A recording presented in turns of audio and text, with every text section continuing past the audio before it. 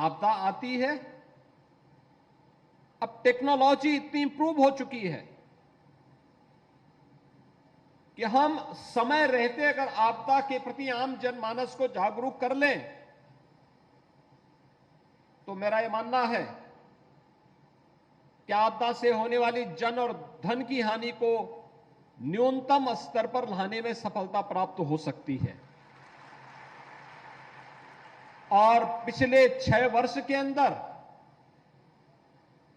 प्रधानमंत्री मोदी जी के मार्गदर्शन में, उनके नेतृत्व में देश जब प्रगति के नए नए प्रतिमान स्थापित कर रहा है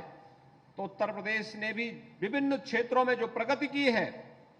उनमें से आपदा प्रबंधन का एक क्षेत्र यह भी है जहां पर हम लोगों ने आपदा को न्यूनतम करने और आपदा से होने वाली जनधन की हानि को भी न्यूनतम स्तर पर पहुंचाने के लिए जो कदम उठाए हैं, आज उसके परिणाम हम सबके सामने हैं। जैसे हमारे राज्य मंत्री बोल रहे थे, बाढ़ उत्तर प्रदेश के 40 जनपदों में बाढ़ के प्रति अति संवेदनशील और संवेदनशील है। 24 जनपद अति संवेदनशील हैं और 16 जनपद संवेदनशील हैं। लेकिन उत्तर प्रदेश के अंदर बाढ़ प्रबंधन के बेहतरीन प्रयास करने का परिणाम था आज 4 से 5 जनपद ही ऐसे हैं जहां पर बाढ़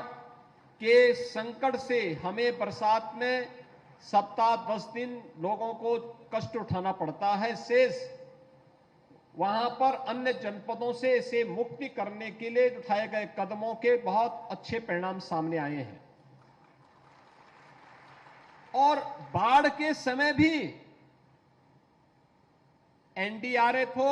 या एसडीआरएफ, पीएसी की फ्लड यूनिट हो या फिर यहां पर उपस्थित आपदा मित्र जैसे स्वयंसेवक,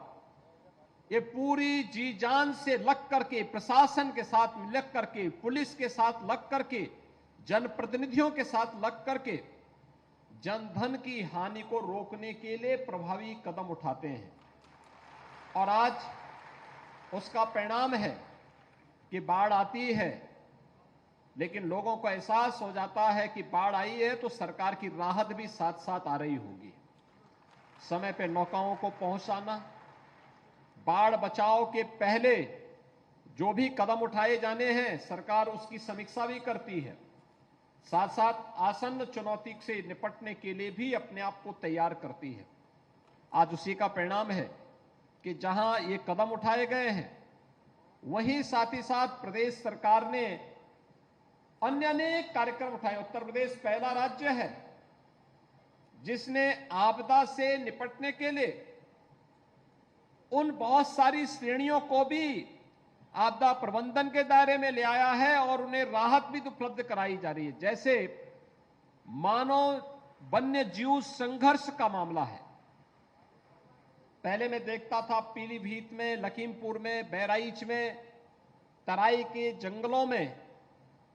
किसी किसान या किसी नागरिक को वन्य जीवों से संघर्ष हो जाता था और जनहानि होती थी, उस परिवार को कोई भी कंपनसेशन नहीं मिलता था। आज हमने अनिवार्य कर दिया है, न केवल वन्य जीव, चाहे वो टाइगर हो, भालू हो, हाथी हो, किसी भी वन्य जीव या सांप के काटने का हो या नीलगाय या फिर किसी आवारा निराश्रित सांड के द्वारा भी अगर कोई नुकसान पहुंचाया जाता है तो उन स्थितियों में कंपनसेशन की व्यवस्था हम लोगों ने प्रदेश के अंदर कर दी है। उस पीड़ित परिवार को तत्काल कंपनसेशन दे दिया जाता है। डूबने से अगर किसी की मौत हुई वो भी आपदा प्रबंधन के दायरे में आ जाता है। और भी अन्य अनेक कदम उठाए गए। लेकिन हमारा मानना कि मुआवजा अंतिम विकल्प है। हम बचाव के क्या उपाय कर सकते हैं? मुझे याद है आज से 4 साल पहले एक साथ आकाशीय बिजली से बिहार और उत्तर प्रदेश में मिलाकर के लगभग 120 से अधिक मौतें हुई थी एक ही दिन में। बिहार के अंदर सर्वाधिक 80 मौतें हुई थी और 40 से अधिक मौतें उत्तर प्रदेश के अंदर हुई थी, जिनमें सर्वाधिक मौतें हुई थी मिर्जापुर और सोनभद्र जनपद में। अर्ली वार्निंग सिस्टम, ये इसी के लिए आज हर जनपद में लगाने की तैयारी हो रही है, जिससे आकाशीय बिजली से हम लोग पहले ही अलर्ट जारी करके लोगों को अवगत करा सकें या उसका सायरन बज सके, लोगों को बचा सकें। रेन गेज की स्थापना करने का कार्यक्रम, कितना बरसात हुई है, कितनी आवश्यकता है, इसको मापन के यंत्र अगर हम न्याय पंचायत स्तर पर, ग्राम पंचायत स्तर पर लगा लेंगे तो सूखा की समस्या भी नहीं आएगी और किसान को कब अपनी फसल बोना है इनके बारे में भी हम लोग उनको समय पे वे लोग अलर्ट होकर के अपनी तैयारी कर सकेंगे। और भी अन्य अनेक कदम उठाए जा रहे हैं और इन सभी कार्यक्रमों को आगे बढ़ाते हुए हम लोग जब 17 में आए थे, हमने एसडीआरएफ की 3 बटालियन उत्तर प्रदेश के अंदर गठित की। एसडीआरएफ का आज अपना मुख्यालय है, एसडीआरएफ के पास अपने इक्विपमेंट हैं। एसडीआरएफ और एनडीआरएफ उत्तर प्रदेश के अंदर आपदा प्रबंधन में बेहतरीन कार्य कर रहा है। पीएससी की फ्लड यूनिट के साथ इस कार्यक्रम को और तेजी के साथ आगे बढ़ाया जाता है। और आज ये मुझे बहुत अच्छा लगा जब हम यहां पर आदरणीय प्रधानमंत्री जी की प्रेरणा से प्रदेश के 25 जनपदों में आपदा मित्र के रूप में इन नौजवानों को मैं देख रहा हूं, जो आज यहां पर आकर के एसडीएमए के इस भवन के शिलान्यास कार्यक्रम में स्वयं अपनी उपस्थिति दर्ज करा रहे हैं। जो आपदा के समय एसडीआरएफ, एनडीआरएफ या अन्य कार्यक्रमों, अन्य संस्थाओं के साथ मिलकर के राहत कार्यों को, प्रबंधन के कार्यक्रमों में अपनी सहभागिता सुनिश्चित करते हैं, जागरूकता के कार्यक्रम को आगे बढ़ाने में अपना योगदान दे रहे हैं, ये सभी कार्यक्रम अनवरत रूप से आगे बढ़ते हुए दिखाई दे रहे हैं। यह एक अच्छी शुरुआत है। प्रदेश के अंदर हर आपदा को न्यूनतम स्तर तक पहुंचाने के लिए डबल इंजन की सरकार निरंतर कार्य कर रही है और मित्रों, उसी कार्यक्रम को आगे बढ़ाने के लिए यह इतनी अच्छी लोकेशन पर 1.5 एकड़ भूमि राज्य सरकार ने यहां पर एसडीएमए को, राजस्व विभाग को सौंपा और एसडीएमए का यह भवन, उत्तर प्रदेश राज्य आपदा प्रबंधन प्राधिकरण का यह भवन यहां पर अब बनने के लिए तैयार है। आज यहां पर इस पूरे भवन की जो लागत है, यह 66 करोड़ 40 लाख की लागत से यह भवन यहां पर बनेगा। इसमें वे सारे प्रबंध किए जा रहे हैं जो वास्तव में किसी आपदा प्रबंधन से जुड़े हुए संस्थान के साथ दिखने चाहिए। वे सभी यहां व्यवस्थाएं इसके साथ की जा रही हैं और इस भवन का काम होगा कि जहां आपदा मित्रों को वह ट्रेनिंग के कार्यक्रम के साथ जोड़ सकें, अवेयरनेस के कार्यक्रम के साथ बड़े पैमाने पे हर स्कूल को, हर ग्राम पंचायत को, हर वार्ड को जोड़ सकें। वहीं साथ ही साथ यह भवन यह भी कार्य करेगा कि कोऑर्डिनेशन का काम स्थानीय प्रशासन, SDRF, NDRF, PSC flood unit, आपदा मित्र, होमगार्ड के जवान, इन सबको आपस में जोड़ने का काम भी एक बेहतरीन कोऑर्डिनेशन के माध्यम से,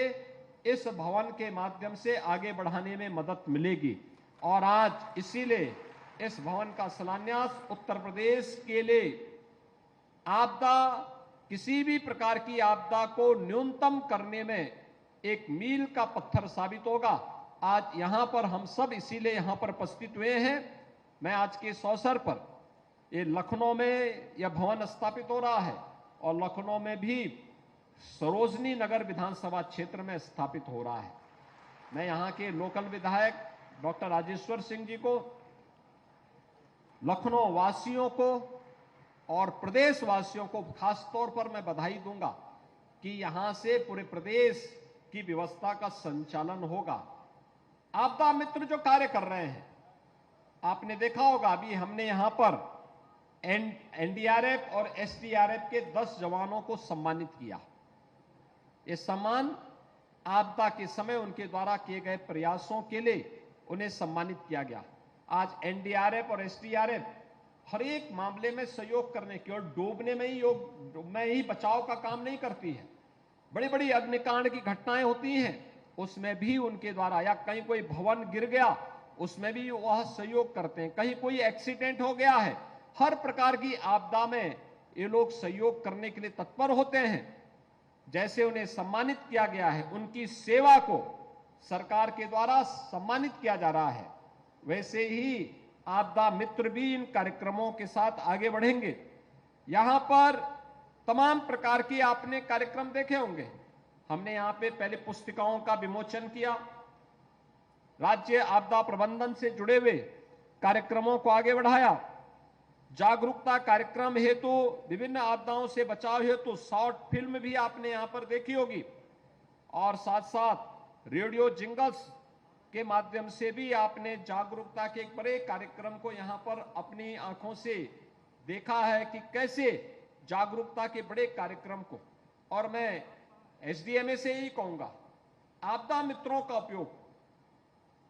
जब आपदा होगी उस समय आपदा प्रबंधन में, जनता की सेवा में, जब आपदा नहीं है सामान्य दिनों में स्कूल, कॉलेज, ग्राम पंचायत, नगर निकायों में जाकर के छोटी छोटी गोष्ठी के माध्यम से हैंडबिल वितरित करते हुए लोगों में अधिक से अधिक जागरूकता पैदा करना। भूकंप आए हमें क्या करना चाहिए, आग अगर किसी दुर्भाग्य से घर में लग गई हमें घर के अंदर जाना चाहिए या बाहर भागना चाहिए, अगर आग लग गई किसी हाई राइज बिल्डिंग में है हमें लिफ्ट का उपयोग करना चाहिए या सीढ़ियों का उपयोग करना चाहिए। ये सभी छोटी छोटी जानकारी अगर लोगों को बता देंगे, या कोई व्यक्ति डूब रहा है उस समय क्या प्रयास होना चाहिए, ये सभी चीजों के बारे में अगर हम लोग पहले से ही जागरूक करके लोगों को बता सकेंगे, अवगत करा सकेंगे, तो बहुत बड़े पैमाने पर आकाशीय बिजली गिरने का खतरा है, आकाश में बिजली चमक रही है, हमारा क्या दायित्व बनता है, पेड़ के नीचे खड़ा नहीं होना है, किसी पानी के तालाब के पास है, पानी के तालाब में वहां से बाहर निकल जाना है, कहीं समूह में नहीं रहना है, लोहे की किसी वस्तु को नहीं छूना है। बहुत सारी सावधानियां हैं जिसको बरत करके हम लोग न केवल स्वयं सुरक्षित हो सकते हैं बल्कि बड़े पैमाने पे जन धन की हानि को रोक सकते हैं। और यह जागरूकता का कार्यक्रम अत्यंत महत्वपूर्ण है। जैसे कहा भी गया है कि उपचार से महत्वपूर्ण बचाव होता है, यानी आपदा आ गई, जन और धन की हानि हो गई, तब बचाव करना यह तो हमारा कर्तव्य है ही, लेकिन जन धन की हानि ही न हो अगर हम यह कर सकें तो यह तकनीकी का उपयोग करके और साथ साथ जागरूकता के माध्यम से संभव है। और इसमें एसडीएमए, एसडीआरएफ, एनडीआरएफ, आपदा मित्रों और अन्य प्रशासन का सहयोग लेकर के इस कार्यक्रम को आगे बढ़ाने का कार्य करेगा। आज यहां पर उत्तर प्रदेश राज्य आपदा प्रबंधन प्राधिकरण के इस भवन का